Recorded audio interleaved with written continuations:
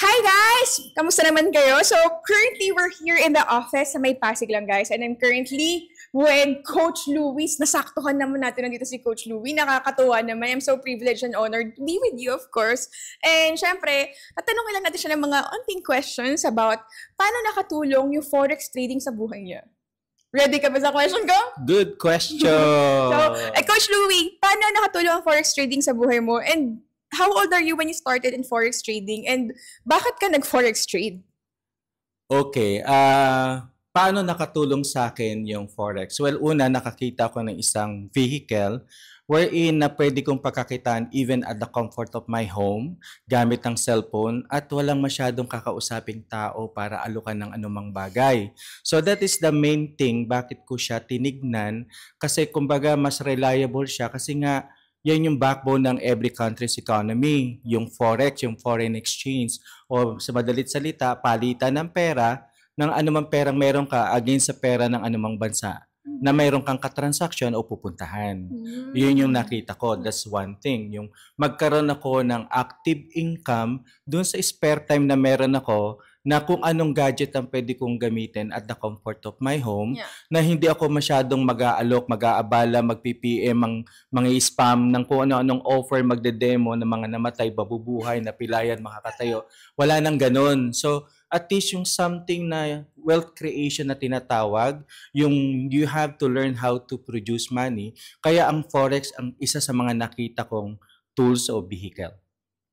So, what age did you start sa Forex trading? Nag-start ako, nag-open up yung aking ganitong pananaw during the pandemic time. Kasi sanay ako sa mga face-to-face marketing, sanay ako mag-aalok ng mga ganito, ganyan, na yung matanda, babata, yung bulag makakakita, yung patay mabubuhay. Yung mga gano'n. But again, there's nothing wrong with it, no?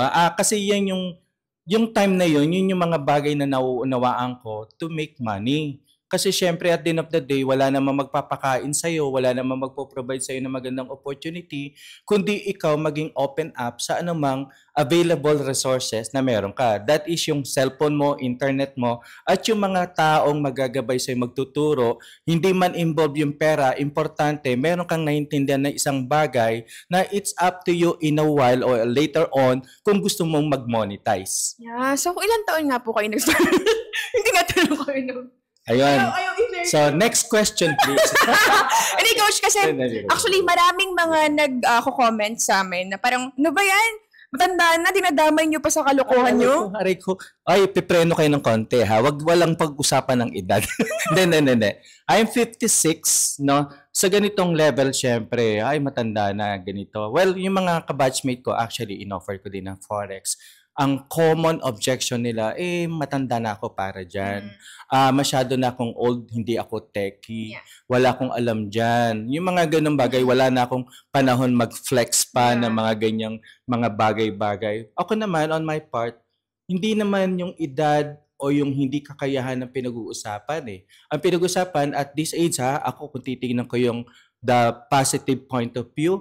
Yung edad kong ito, mas mature ako, mas aware ako sa pangangailangan ng pamilya ko, pangangailangan kong personal. Kasi alam ko naman, at the end of the day, pag ako nagkasakit, parang ayoko makaabala na hingi dito, hingi doon. I want to make myself productive habang may hininga ka pa, habang able ka pa. So, again, alam naman natin, age is just a number. Yes, it's not really about the age, it's about the willingness, di ba? Yes. So, yung willingness. So, regardless who you are, yung iba naman sabi, di ba sabi ng iba, matanda na ako dyan. Sabi ng iba naman, masyado akong bata para dyan. Ano bang gusto mo, di ba? Wala namang right age sa Forex trading, di ba? Any age can actually trade. And the mere fact na we are already in a digital era, di ba? We have to adapt. Agree, Coach Denelli, no? So, doon sa mga nire-reach out namin, whenever somebody is approaching you, offering you something like na pwede kang kumita on the side, wag mo munang isipin nyo, kikita ko ganito. Alam mo, whether you do business or not, there will be people na pagkakitaan ka. Yes, correct. Kamusta naman yung Coach, yung trading mo so far? And kasi matagal na ako nagtitrade, no? Going back to your question, since pandemic, nag-aral na ako ng Forex talaga. And then, of course, wala naman akong katabi para magturo, so I enrolled myself in different courses. Na up to this very time, siguro yung pinaka-latest that was a month ago. Nag-enroll ako sa isang forex class para mapagbutihan ko pa. Although may mga experiences din akong sunog. Kasi nga, kulang pa yung aking understanding, kulang pa yung aking discipline, kulang pa yung aking technical know-how. Those are the pains of any wannabe forex traders or yung gustong gawing side hustling ang forex trading. So, since last year, ako nag-open up na aralin ang forex. How much yung enrollment mo sa isang formal forex class? Oh my gulay! Kasi during that time, nasa e-commerce ako, sabi nila, ang dami ko daw pera. No? Actually, hindi eh. Yun nga, yung 3 phases of money, no? Learn to earn money, learn to keep your money, and learn to grow your money. So, ayun, nag-enroll ako, may nakita ako, muntik na 180,000. Oh my God, grabe. Hindi nga, seryoso. Ano yun, foreigner yung laging nasa YouTube, laging dumadaan sa timeline ko. It so happened nung time na yun, at the peak of my career sa dropship, kumbaga malaking kinikita ko. That's why, kaya parang, yes, nag-stop. Hindi naman. So, parang sabi ko, kaya ko to. Sabi ko, tapos ganun yung kita yung nakikita ko. Tapos meron na naman another course, local naman, may nag-o-offer ng something like 35,000. So, nag-enroll din ako doon. Pinoy version is a 4 days Zoom meeting na parang half day. And then, at the end of the day, you are on your own. So, hindi nga, totoo yun. Wala na community na mag-guide. You're on your own. Walang community, walang live trading, walang accountability, walang continuation education, walang accessible refresh course, walang ganon. Kaya nung ipinresent sa akin, ano pa yung mga pains? Meron pang another course, 5,000 lang, mura. Oo. Okay. Pero yung quality, sobrang hindi ganong ka-quality. Bakit ano lang binigay sa inyo? Candlestick, yung gano'n. Yung mga basic lang. Ganun, basic. So basic, which is available naman din sa YouTube. No? Tapos ngayon, gano'n, no? Yung iba gano'n, bebentahan ka ng course. And then, pag nakapasok ka sa loob, dahil kulang yung binigay sa'yo, they will gonna offer you sa mga indicator, yung mga gano'n, mga advanced lesson, bibigyan ka na naman ng another, bayad na naman. So, ginawa ko, nag-upgrade ako doon. Nag-upgrade ka? Coach? Yes. Nag-upgrade ako kasi nga gusto ko pang matutunan yung ibang level. Pero but again, no, disclaimer, the reason na nag-enroll ako, again, it's sulit naman kasi yung mga taong to nagbibigay ng oras nila, ng mga kaalaman nila, ang tinitignan ko yung ma-earn mo naman. Kumbaga, it's a form of investment, no? Kaya, okay lang din naman may mga, buti nga may mga taong gano'n kasi kahit paano, may mga nai-inject sila sa akin ng mga nitty-gritty understanding. No, but again, nung makita ko nga tong economy, nakita ko yung comparison. So, ngayon, share naman natin. Speaking of economy, so I'd like to know, magkamusta naman yung experience mo with our community? Ay, nako. Ay, nako. Walang exact words to express it. Kasi yung puso, ramdam mo, even these people will not benefit from you directly.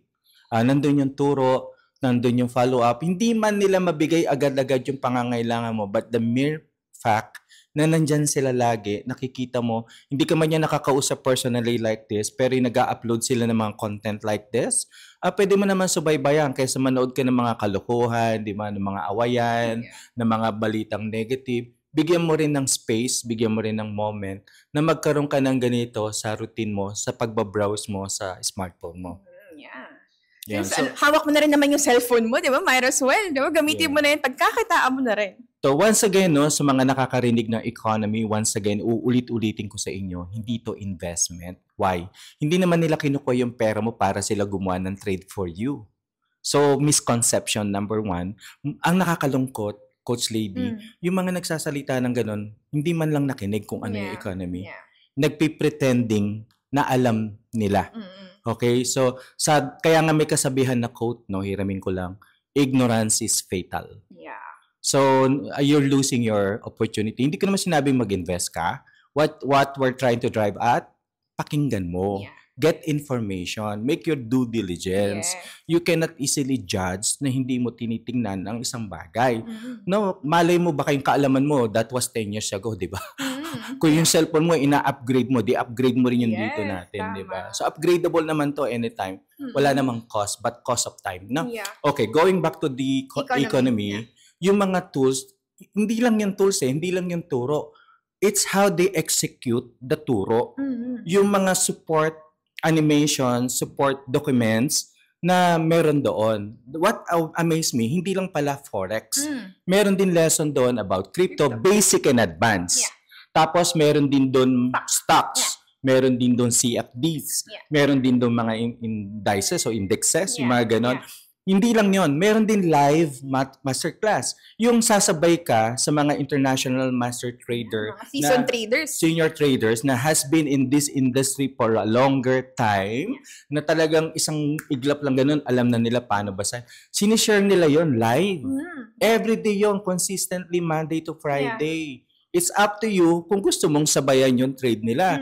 Ako naman, ang ginagawa ko, tinitingnan ko yung the psychology.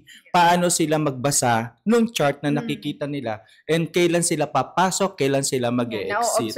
Yun yung ino-obserbahan ko. Kasi most of the trading profession, it's more on psychology. Yeah, of course. Talagang napakahalaga talaga dito na talagang kaya mong i-control yung emotion mo and your psychological mo kasi talagang yun talaga yung magiging, doon ka magiging profitable diba? When you can control your emotions. So, eto coach, mayroon akong question. Kasi merong mga nagsasabi na parang, ano ba yan? Ginawang networking yung Forex? Ano ba yan? Gustong-gusto ko yung question yan. Actually, kanina nag-render ako ng isang voice message. Ano ba yung ginawang networking o affiliate? Ganito po, set aside natin muna yung networking. Let's get the facts of yung affiliate marketing. Okay? TikTok has it, Lazada has it, Shopee has it. Yung mga nakikita yung Yellow Basket, yung mga referral link, Amazon, eBay, all Lazada, yung Express something, basta ganon. May mga ganon silang affiliate. Alam mo yon, minsan naging part ka ng system na yon, process, sales process na yon, ang nag-connect yung seller o who affiliate marketer sa viewer, kinlik mo yon, napunta ka sa isang site, that is simply affiliate marketing. Now, economy is selling educational platform, empowerment, mga signal, AI, technology, product and services, events, development, yun yung binebenta nila actually So, sabi ko nga, sanay ako mag-enroll in a different courses. Content creation, video editing, graphic editing, dropshipping, e-commerce, network marketing, salesmanship. Ine-enroll lang ko yan. Bakit? The single most important investment is you. Yes, correct. Kasi magsisimula talaga sa iyo yan. Yung pera is just a tool to create more. Now, yung lifestyle o yung wealth creation is just a byproduct of what you think, how you understand things. Correct. So, that's why na sobrang na-appreciate ko sa economy, kung meron man siyang network marketing, is just to compensate everyone na nag-e-effort, i-promote, i-reach out yung mga tao to learn about Forex, crypto, stock, commodities, CFDs, yung mga ganon. So, sulit na sulit, merong valuable content na makikita. So, walang masama, parang ganito na lang, ilang beses ka nang kumain sa mga fast food chain at ilang beses ka na nag-invite doon para kumain, how we wish this fast food chain, binabayaran tayo ng affiliate commission. Because we are bringing sales to this institution. Correct. So, walang pinagkaiba si e-com. It just happened, online kasi siya. Magiging scam lang ang isang bagay kapag kinuha yung pera mo, walang binalik sa'yo na valuable services or products. Okay? So, about networking. Okay, networking. Networking simply means expanding your connection. Kahit hindi ka involved directly sa network marketing, you have your network. Yeah. Okay, you have your connection. Relatives, classmates, batchmates, kainuman, kalaruan, those are your networks. Now, depende sa'yo kung anong gusto mong network. If you want to have a business network, attend ka ng mga Lions Club, Rotary Club, yung mga ganon. So, you expand your network. Kung gusto mo ma-engage sa mga sports, sali ka sa mga sports club. You expand your sports network. Kung gusto mo naman ng marketing network, sasali ka sa mga salespeople na network. It's simply network. Nagkakaroon ng marketing is movement of product and services from the producer to the consumer. Correct. Parang real estate, may broker yan that connects the buyer and the seller. Okay? Affiliate network of sellers. Yung network na yan, merong manager, may unit manager, merong sales associate, di ba? May junior associate. May mga ganun din rank. In any sales organization, there will always be ranking and affiliate na compensated depending on the capacity ng individual. Correct, di ba? Talagang lahat naman talaga ng negosyo ay meron talagang involved na networking, di ba? It's just that talaga nagkaroon tayo ng negative stigma and stereotype tayo about sa mga networking. Yes. That is why Yes. we want to change that. We want to be the catalyst of changing that mindset about networking when in fact it's actually a very profitable business, di ba? Yes. So it's not a scam, definitely, and hindi namin gagawin yun. We just wanted you to really get educated when it comes to other source of income, di ba? Kasi talagang napakaganda ng forex trading. Imagine niyo if there are people who are earning $10 a day to work like 8 to 10 hours, just $10, you can actually earn that in forex trading in just a minute or even a second nga, diba? So talagang napakalaking bagay if you will just expand your knowledge when it comes to forex trading. Kaya sobrang thankful ako, Coach, na talagang nabigyan mo ako ng pagkakataon, of course, na ma-interview ka. And I hope, guys, na you can connect with Coach Louie kasi definitely he is committed and dedicated in teaching you forex trading, guys. Kaya talagang if you really want to be to have a financial freedom and magkaroon kayo ng ang route to financial stability, this is the best route for you to really learn about forex trading, crypto, and stocks. Guys, kasi talagang napakalaking bagay, napakagandang knowledge to kasi talagang itong skill set na ito magagamit mo lifetime, di ba? Yes. Once again, parting words, Forex is just a tool. Yeah. So, ang pinaka-main goal natin dito is the inner game in winning in any business endeavor. Forex is one of the vehicle kasi wala kang hahawakang stocks, wala kang ipapak, wala kang ide-demo. Well, meron demonstration on the technical aspect. But bottom line, yung gusto mong bottom line, ang gusto mong matutunan, it's yung wealth creation. Kasi instead na kainin ka ng economic situation, ng financial situation, you can take a moment na aralin tong bagay na to, then you free up yourself to the energy of wealth creation. Kasi the more you make excuses, the more you are letting yourself embraced by this situation, araw-araw mong gawin yan, you're gonna find yourself in the next coming weeks, you will be in the same place. So for you to change that place, you really have to change the programming inside your mind. Yung pera is just a byproduct of how we think. Yeah. Kaya we encourage you, Forex man yan, dropshipping man yan, affiliate man yan, whatever that is, importante, nandun yung belief mo sa sarili mo, you can learn things and you can change your situation. Grabe, sobrang daming wisdom from Coach Louie. Talagang napaka-honored ko talaga yung privilege na talagang makausap ka, Coach. And That's the beauty of this community. Bawat isa merong hugot, ganun. Hindi, meron silang gifts that they want to impart and you could be one of those. Yes. Yung panonood mo tong video na nandito ka pa up to this very time, hindi to aksidente. Yes. Ibig sabihin, there's a little voice speaking to your head na ikaw yung next na mag-share ng mga blessing and skills. Correct. Sa mga viewer mo, sa mga friends mo, connections. Yes, so we're just here in Pasig, guys. If you want to meet us, we're open and we're really very much willing to meet you guys. So thank you, Coach Louie, again. Thank you. It's a privilege and also, I hope to Coach see Denely. you. I hope to see you all tomorrow. Tomorrow we have a grand launching of Economy finally in the Philippines. So I hope also to meet you there. It's free. It's open for public, guys. So see you there. I hope to see you all there. Yes, see you. And yung mga malalayo po, no, na wala dito sa Pilipinas, you can even reach us out sa anumang mga social links namin. So, guys, DM mo si Coach Denely. Or si Coach Louie. And see you See on the ya. top. God bless. Bye.